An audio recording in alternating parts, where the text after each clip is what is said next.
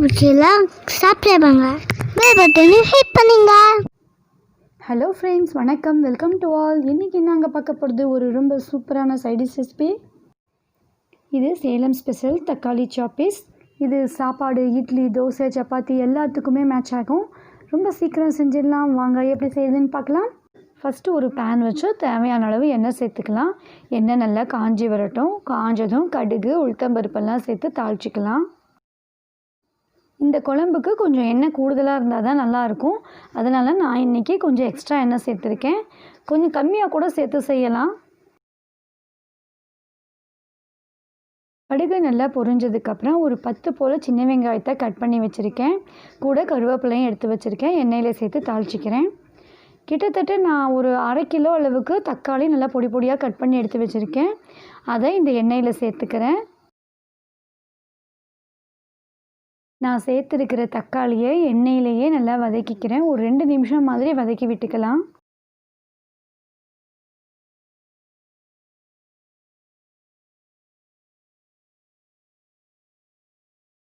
ஒரு 2 நிமிஷம் மாதிரி வதங்கின பிறகு இது கூட கொஞ்சம் மஞ்சள் தூளும் இதுக்கு தேவையான அளவு உப்பும் சேர்த்துக்கிறேன். இது எல்லாத்தையும் நல்லா கலந்து விட்டு இன்னொரு 2 நிமிஷம் நல்லா கொதித்து வரட்டும். அது வரைக்கும் வெயிட் பண்ணலாம். தக்காளியிலேருந்து விடுற தண்ணியே போதுமானதாக இருக்கும். அதனால் எக்ஸ்ட்ரா தண்ணி எதுவும் சேர்க்க வேண்டியதில்லை. ஒரு 2 நிமிஷம் மாதிரி நல்லா கொதித்து இந்த மாதிரி வந்த பிறகு நாம் மூடி வச்சுருவோம். மூடி போட்டு ஒரு 3-4 விசில் வரட்டும். இது ஓப்பன் வச்சும் குக் பண்ணலாம், ரொம்ப டைம் எடுக்கும். அப்படின்றதுனால நான் மூடி போட்டு ஒரு 3 விசில் டு 4 விசில் விட்டுக்கிறேன். விசில் வரட்டும். அதுக்குள்ளே நாம் மசாலா ஒன்று அரைச்சி ரெடி பண்ணி வச்சுக்கலாம். ஃபஸ்ட்டு நான் மிக்ஸி ஜாரில் 1 கப் மாதிரி நல்லா ஃப்ரெஷ்ஷாக திருகின தேங்காய் எடுத்து அதை சேர்த்துக்கிறேன். நாம் யூஸ் பண்ணியிருக்கிற தக்காளிக்கு தகுந்த அளவுக்கு தேங்காய் எடுத்துக்கலாம். நிறைய சேர்த்தாலும் நல்லா இருக்காது. கொஞ்சமாக கசகசா சேர்த்துக்கிறேன். ஒரு 1/2 டேபிள் ஸ்பூன் அளவு இருக்கும்.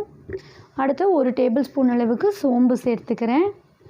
2 டேபிள் ஸ்பூன் அளவுக்கு மல்லி எடுத்துருக்கேன். அதையும் இது கூட சேர்த்துக்கிறேன். அடுத்ததாக 4-5 கிராம்பு சேர்த்துக்கிறேன். 2-3 துண்டு அளவுக்கு பட்டை சேர்த்துக்கிறேன்.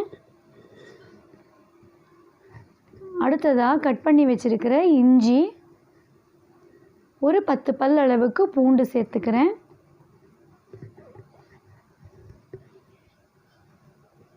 கொஞ்சமாக சீரகம், 10 போல் மிளகு சேர்த்துக்கலாம். காரம் நமக்கு எந்த அளவுக்கு தேவையோ அந்த அளவுக்கு வரமிளகா சேர்த்துக்கலாம். நான் இன்றைக்கி ஒரு 5 வரமிளகாய் எடுத்து வச்சுருக்கேன், சேர்த்துக்கிறேன்.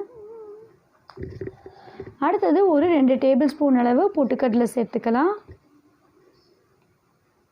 கொஞ்சமாக தண்ணி சேர்த்து இது எல்லாத்தையும் நல்லா அரைச்சிட்டு வந்துடலாம். ரொம்ப நைஸாக வளவளன்னு அரைக்க வேண்டியதில்லை. கொஞ்சம் இதாக இருந்தால் நல்லாயிருக்கும். பாருங்கள், நான் இந்தளவு அரைச்சி எடுத்திருக்கேன். இப்போது குக்கர் 3 to 4 விசில் வந்து ஆஃப் பண்ணி வச்சுருக்கேன். அதை ஓப்பன் பண்ணி பார்க்கலாம். தக்காளி நல்லா குக் ஆயிடுச்சு. பச்சை வாசனையெல்லாம் போயிடுச்சு. இந்த மாதிரி இருக்குது.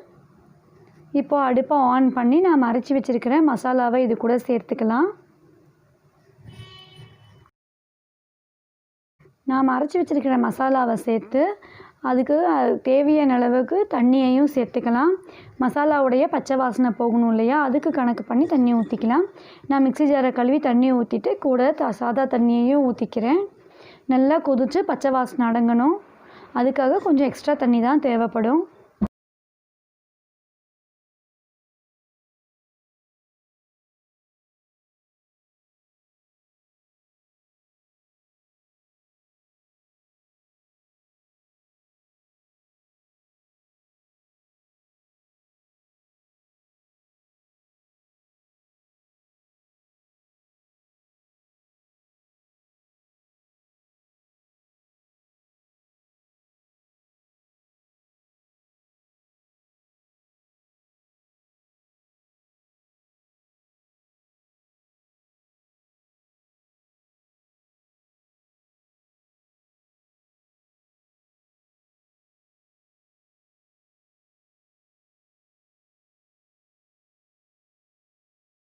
பாருங்கள், நான் இந்த அளவு தண்ணி சேர்த்துருக்கேன்.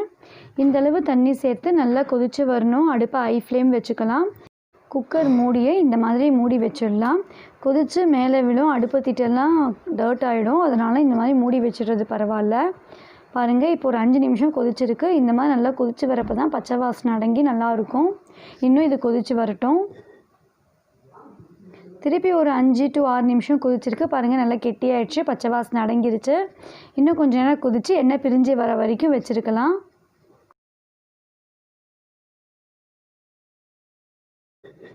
இப்போது குழம்பு நல்லா குக் ஆகிடுச்சு. கொஞ்சம் எண்ணெய் பிரிஞ்சு வரட்டும். இன்னும் ஒரு 2-3 மினிட்ஸ் வச்சுருக்கலாம் அடுப்பில். பாருங்கள், ஒரு 3 நிமிஷத்தில் எவ்வளோ அழகாக எண்ணெய் பிரிஞ்சு வந்திருக்கு. இது நல்லா டேஸ்ட்டாக இருக்கும். இந்த மாதிரி எண்ணெய் பிரிஞ்சு வந்துட்டு அவ்வளோ சீக்கிரம் கெட்டும் போகாது. இது லஞ்ச் பாக்ஸுக்கு கூட நல்லாயிருக்கும்.